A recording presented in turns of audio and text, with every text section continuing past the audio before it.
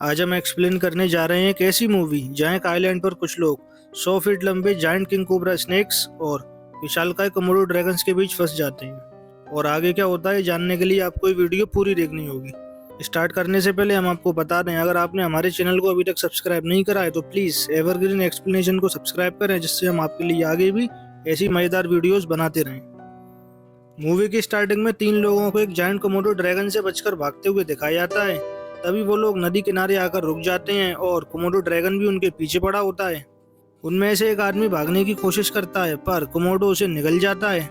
इसे देखकर बचे हुए 2 लोग नदी के अंदर चले जाते हैं और दूसरी साइड से बाहर भी आ जाते हैं। यहाँ हम देखते हैं ये दोनों साइंटिस्ट हैं और फादर का नाम रिचर्डसन, वहीं डॉटर का नाम सुजैन होता है। दोनों कैंप लगाने के लिए कुछ लकड़ियों का इंतजाम कर रहे होते हैं। तभी पानी में से एक जायंट कोबरा बाहर आता है, जिसका साइज लगभग 100 फुट के आसपास होता है। और वो आते के साथ ही रिचर्डसन पे अटैक कर देता है और उसे निगलकर पानी में वापस चला जाता है। यह देखकर सुजैन काफी इमोशनल हो जाती है और जोर से चिल्लाने लगती है। सीन कट होता है और एक जनरल जिसका नाम ब्रैडली है उसे दिखाया जाता है। वो रिचर्डसन और उसकी टीम को ढूंढने के लिए उस आइलैंड पर एक आर्मी यूनिट को भेजने का ऑर्डर देता है। वहीं दूसरी ओर हम एक कपल रायन एंड कैरी को देखते हैं, जो एक बोट कैप्टन माइक को ढूंढ रहे होते हैं। वो उसे इसला डेमिस नाम के आइलैंड पर लेकर जाने के लिए कहते हैं। माइक वहां जाने से साफ इनकार कर देता है, क्योंकि वो आइलैंड पूरी तरह से मिलिट्री के कंट्रोल में था और वहां जाने में बहुत रिस्क भी होता है। रायन ये सुनकर माइक की टेबल पर 5000 पाउंड फेंक देता है और कहता है ये अभी हाफ अमाउंट है, बाकी 5000 पाउंड वहां पहुंचने के बाद मिल जाएंगे।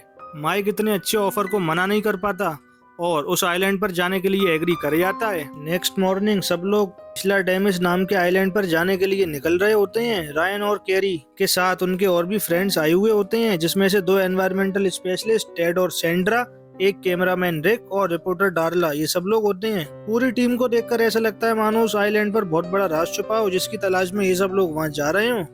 माइक सबको उनकी मंजिल की ओर ले जाने लगता है। वो रायन से रास्ते में पूछता है आखिर उस आइलैंड पर ऐसा क्या है जिसकी तलाश में इतने सारे लोग वहां जा रहे हैं। इस पर रायन बस इतना रिप्लाई करता है वो उस आइलैंड का सच पूरी दुनिया के सामने लाना चाहता है। शाम होती है और सब लोग ऑलमोस्ट पहुंच जाते हैं। सबको अपनी आंखों के सामने वो आइलैंड नजर आने लगता है, पर माइक सबको बताता है अभी पानी का लेवल बहुत नीचे है, जिससे बोट पत्थरों से टकरा सकती है और उन्हें कल सुबह तक का वेट करना होगा किनारे पर जाने के लिए। तभी वहाँ सब लोग पीछे से देखते हैं आर्मी के 2 हेलीकॉप्टर उसी आइलैंड की तरफ जा रहे हैं और सब लोग समझ जाते हैं वहाँ कुछ गड़बड़ जरूर है। दरअसल ये वही हेलीकॉप्टर थे जिसे जनरल ब्रैडली ने भेजा था साइंटिस्ट रिचर्डसन और उसकी टीम को ढूंढने के लिए। रिचर्डसन को तो जायंट कोबरा स्नेक ने पहले ही निगल लिया था और उसकी बेटी के साथ क्या हुआ ये हमें आगे पता चलेगा। अगले सीन में दिखाया जाता है हेलीकॉप्टर एक आइलैंड पर लैंड करता है। उसमें से कुछ आर्मी मैंस बाहर निकलते हैं। ये वही फोर्सेस होती हैं जिसे रिचर्डसन और उसकी टीम को सर्च करने के लिए भेजा गया था। तो रिचर्डसन की लास्ट लोकेशन पर सर्च करने लगते हैं और उसकी लैब में जाकर उसे ढूंढने लगते हैं, लेकिन वहां उन्हें कुछ भी नहीं मिलता। इसलिए वो डिसाइड करते हैं वो लोग 2-2 की टीम बनाकर आगे बढ़ेंगे और सबको ढूंढेंगे। थोड़ा आगे आकर एक टीम को कुछ अजीब सी आवाज आती है और वो कुछ समझ पाते इससे पहले ही एक विशालकाय कोमोडो ड्रैगन उनके सामने आ जाता है, जो लगभग 100 फुट का होता है और वो उन पे अटैक कर देता है और उस टीम के दोनों आर्मी मैन शहीद हो जाते हैं। कोमोडो इसी तरह एक एक करके सबको साफ कर देता है।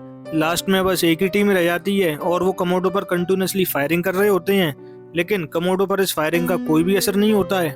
उनकी बुलेट से वो मरना तो दूर उसके खरोंच तक नहीं आती है। इसे देखकर एक आर्मी मैन कुछ डायनामाइट्स को कोमोडो की तरफ फेंकता है। कोमोडो भी उसे अपने मुंह में दबा लेता है और ब्लास्ट होकर मारा जाता है। आर्मी मैन थोड़ा समझ रहे होते हैं, तभी एक दूसरा कोमोडो आकर उन पर अटैक कर देता है और पूरी टीम इस मिशन में शहीद हो जाती है। सीन कट होता है और सुबह होते ही कैप्टन माइक सबको उस आइलैंड पर ले आता है। डार्ला और रिक वहां आकर अपने कैमरे से व्लॉगिंग स्टार्ट कर देते हैं। इसके बाद रायन और उसकी टीम आगे की तरफ बढ़ने लगती है। तभी वहां सबको कुछ अजीब सी आवाज सुनाई देती है, जिस पर माइक अपनी गन निकाल लेता है। ये देखकर रायन उससे काफी नाराज हो जाता है और उसे गन अंदर रखने के लिए कहता है। इस पर माइक जवाब देता है ये कोई पिकनिक स्पॉट नहीं है, एक खतरनाक जंगल है और ये उसकी जिम्मेदारी है यहाँ से सबको सेफली वापस लेकर जाने की।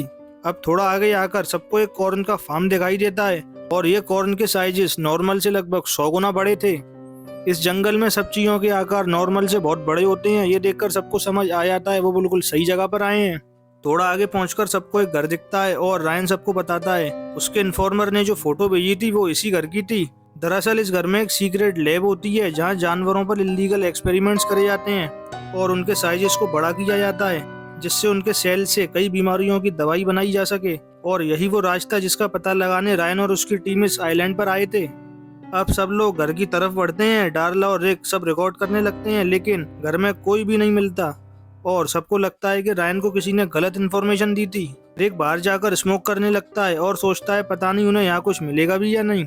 वहीं घर के अंदर साइंटिस्ट सुजैन पहुंच जाती है, जो अभी तक जिंदा होती है और सब लोगों को गन पॉइंट कर देती है और वार्न करती है सब लोग यहाँ से चले आएं, क्योंकि इस आइलैंड पर बहुत खतरा है और कभी भी कुछ भी हो सकता है।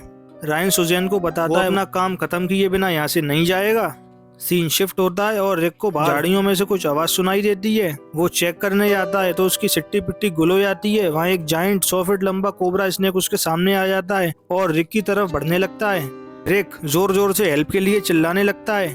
कैप्टन माइक तुरंत बाहर आकर अपनी गन से उस कोबरा पर फायरिंग करना स्टार्ट कर देता है और उसके पीछे पीछे सभी लोग वहां आ जाते हैं और देखते हैं माइक के गन शॉट से उस कोबरा पर कोई भी असर नहीं हो रहा है। वो जाइंट कोबरा रिक को एक चूहे की तरह निगल जाता है और वहां से चला जाता है। वहां मौजूद सब लोग ये देखकर काफी डर जाते हैं। डार्ला कुछ देर बाद इस इंसिडेंट को डिस्क्राइब करते हुए वीडियो रिकॉर्डिंग करने लगती है। तभी सब लोगों को जंगल में से कुछ आवाज सुनाई देती है और सुजैन सबको वहां से भागने के लिए कहती है। जब सब लोग वहां से भाग रहे होते हैं तभी सबके सामने एक जायंट कोमोडो आ जाता है। कोमोडो इतना बड़ा था कि सबको एक साथ भी निकल सकता था। सुजैन सबको एक लैब की तरफ भागने के लिए इशारा करती है और सब वहां भाग रहे होते हैं। तभी सैंड्रा का पैर फिसल जाता है। ये देखकर रायन और माइक कोमोडो पर फायरिंग स्टार्ट कर देते हैं, पर इसका कोई फायदा नहीं होता क्योंकि कोमोडो पर गोलियों का कोई असर नहीं होता है। कोमोडो सैंड्रा को बुरी तरह से कुचल देता है और उसे निगलकर वहां से चला जाता है। वहीं दूसरी ओर सब लोग बचते बचाते लैब के अंदर पहुंच जाते हैं, जो पूरी तरह से सिक्योर थी। अब माइक और बाकी सब लोग सुजैन पर गुस्सा करने लगते हैं और उसे सच बताने के लिए कहते हैं। सुजैन सबको बताती है वो और उसके डैड रिचर्डसन एक प्रोजेक्ट पर काम कर रहे थे, जिससे वो फार्मिंग क्रॉप्स के साइज को 100 गुना बढ़ा सकते थे, जिससे दुनिया भर में भुखमरी जैसी समस्याओं को जड़ से खत्म किया जा सके और किसी भी देश का कोई भी इंसान भूखा ना मरे। जनरल ब्रैडली इस प्रोजेक्ट का मेन लीडर था और एक दिन वो रिचर्डसन से कहता है वो लोग इस प्रोजेक्ट की फंडिंग को 3 गुना बढ़ा देंगे, लेकिन उन्हें ये एक्सपेरिमेंट फार्म्स के बदले जानवरों पर करना होगा।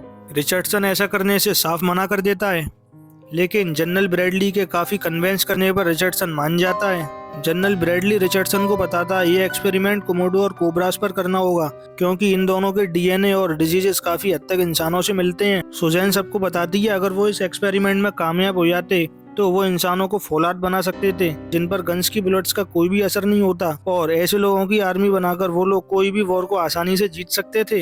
ये एक्सपेरिमेंट शुरू में तो सही चल रहा था, लेकिन एक दिन अचानक कोमोडो और कोबरा लैब तोड़कर भाग गए और एक एक करके हमारे सभी साथियों को खा गए, मेरे डैड को भी।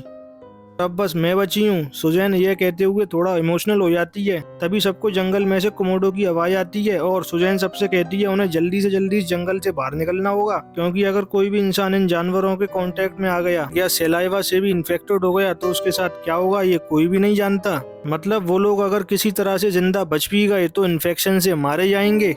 सब लोग यह सुनकर माइक की बोट से वापस जाने का फैसला कर लेते हैं। सीन कट होता है और एक मेजर को दिखाया जाता है जो जनरल ब्रैडली को एक वीडियो फुटेज दिखा रहा होता है। उस फुटेज में जायंट कोबरा और कोमोडो जंगल में घूम रहे होते हैं। ब्रैडली यह देखकर समझ जाता है रिचर्डसन का एक्सपेरिमेंट सक्सेसफुल हो गया है, लेकिन वो वहाँ पर माइक की बोट को भी देख लेता है और समझ जाता है कि कुछ लोग इलीगल तरीके से उस आइलैंड के अंदर घुस गए हैं। इसलिए जनरल ब्रैडली पूरे आइलैंड को और उस बोट को उड़ाने का ऑर्डर्स दे देता है, जिससे एक्सपेरिमेंट के राज को राज ही रखा जा सके।